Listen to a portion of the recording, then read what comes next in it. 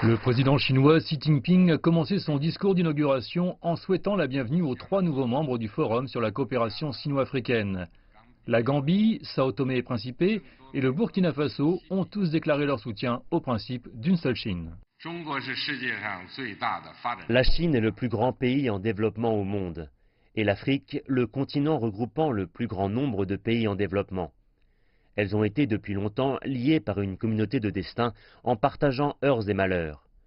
Nous entendons faire des efforts conjoints et solidaires avec les peuples africains pour construire une communauté de destin Chine-Afrique encore plus solide et donner un bel exemple dans la construction d'une communauté de destin pour l'humanité. Pour atteindre cet objectif, le président Xi a annoncé un nouveau financement de 60 milliards de dollars pour le développement de l'Afrique. Ce montant couvrira une période de 3 ans à compter de 2019. Ce nouveau financement correspond au montant que la Chine avait annoncé au sommet Chine-Afrique de 2015 en Afrique du Sud. La Chine a également révélé qu'elle accorderait aux pays entretenant des relations diplomatiques avec Beijing une exemption d'intérêt sur les prêts arrivant à échéance d'ici la fin 2018. La Chine travaillera en étroite coopération avec l'Afrique et mettra en œuvre 8 initiatives majeures dans les 3 ans à venir et au-delà.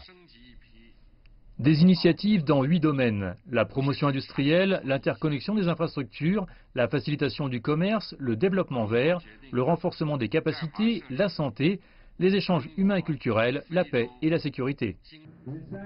La Chine participe aux missions de maintien de la paix de l'ONU en Afrique depuis 1991 et elle renforce la coopération militaire directe.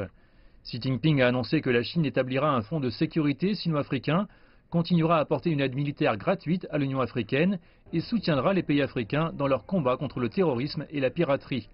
À la fin de son discours, le président chinois a déclaré que Beijing formera davantage de professionnels pour aller travailler dans les pays africains et organisera davantage d'échanges entre jeunes dans le cadre de l'initiative Ceinture et Route.